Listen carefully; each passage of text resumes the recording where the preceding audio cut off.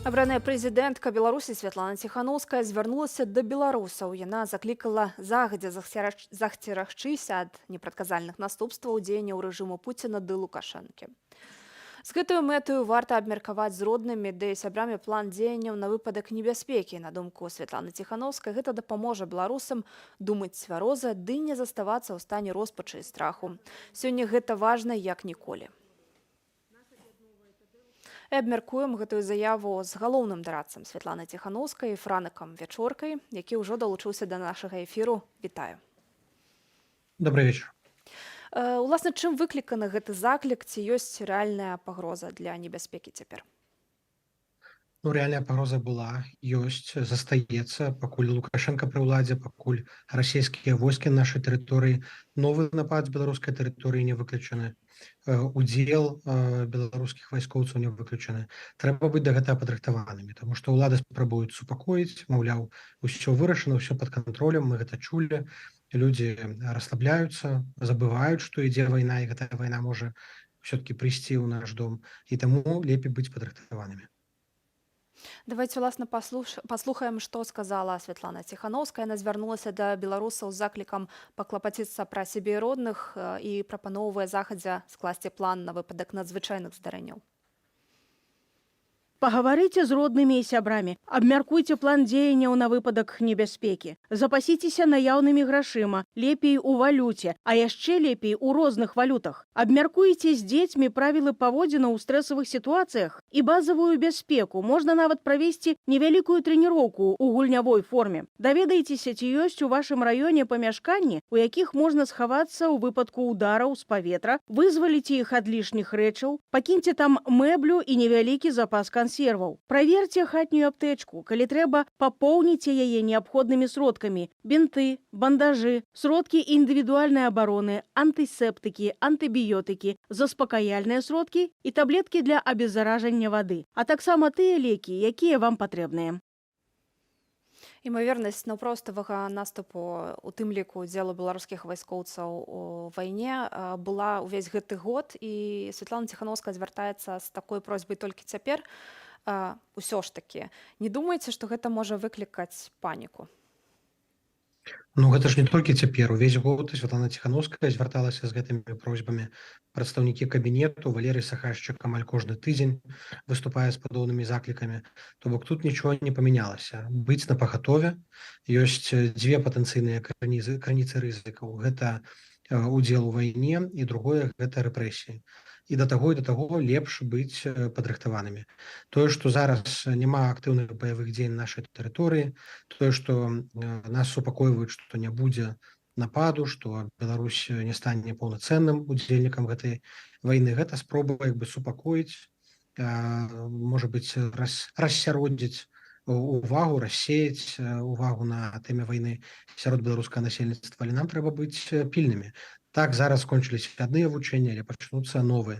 Так, вылецелі з беларускай тэрыторыі верталёты, але прыбудуць новыя расійскія верталёты. І пакуль войскі будуць на нашай тэрыторыі, такая пагроза ёсць. Плюс не забывайце, што рыхтуе Расія новы наступ на тэрыторыю Украіны, і Беларусь у гэтым наступе хутчэй за ўсё будзе задзейнічаная. А што азначае быць напагатове? Азначае сабраць трывожную валізку для беларусаў, азначае пры любой магчымасці папярэджанняў выехаць, забіраць родных сваякоў ці знайсці месца ўкрыцця ў Беларусі? Ну, трэба ведаць найперш, якія ёсць патэнцыйныя пагрозы, якія ёсць шляхі выхаду, дзе можна і трэба хавацца. Трэба абнавіць веды па першай медыцынскай падрыхтоўцы. Гэта спатрэбіцца сёння, гэта спатрэбіцца праз месяц, але гэта трэба ведаць. Калі ёсць пагроза рэпрэсіяў, то трэба мець напагатове і так званы трывожны чемаданчык, і калі ёсць магчымасць атрымаць шенгенскую візу, гэта займае зараз досыць працяглы час, і далёка не ўсім гэта атрымліваецца зрабіць хутка, таму лепш пра гэта задбаць загадзя. Ну і прапаную паслухаць таксама, што сказаў пра імаверны наступ, магчымы тэрмін прадстаўнік аб'яднанага пераходнага кабінету ў справе абароны і нацыянальнай бяспекі выданню нашай Ніве ў сённяшняй заяве. Мы уважліва назіраем за сітуацыяй і знаходзімся ў кантакце з партнёрамі ва ўкраіне. Прыкметы агрэсіі, якая рыхтуецца, можна будзе распазнаць прыкладна за 3-4 тыдні да яе пачатку, пра што мы адразу ж праінфармуем беларускае грамадства. У дадзены момант мы такіх прыкметаў не назіраем і разглядаем магчымае абвастрэнне як рэальны сцэнар развіцця падзеяў, які пакуль што яшчэ не наступіў. Ну, вось, власна, па якіх прыкметах можна будзе даведацца, што рэальная пагроза новага наступу з тэрыторыі Беларусі, пагрозу вайны, і ці год таму, напрыклад, амерыканскія ўлады папярэджвалі кабінет Ціханаўскай аб пагрозе? За некалькі тыдняў да вайны у нас былі кансультацыі з замежнымі партнёрамі і з намі дзяліліся дадзенымі выведкі пра тое, што такі наступ будзе, і ўсё, пра што нам гаварылі, яно ўсё спраўдзілася. Таму першую чаргу мы разлічваем на партнёраў, якія такімі дадзенымі падзеляцца. У другую чаргу разлічваем на інфармацыю ад украінскага боку і ад публічных і ад непублічных крыніцаў. Таксама будзем бачыць, якая дынаміка расійскіх войск на беларускай тэрыторыі.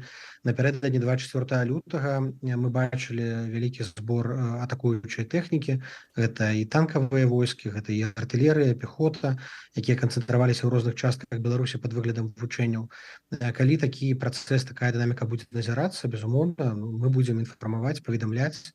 Гэта не адбудзецца сёння. Немагчыма уявіць такі наступ, наземны наступ у бліжэйшыя некалькі месяцаў, але ён не выключаны.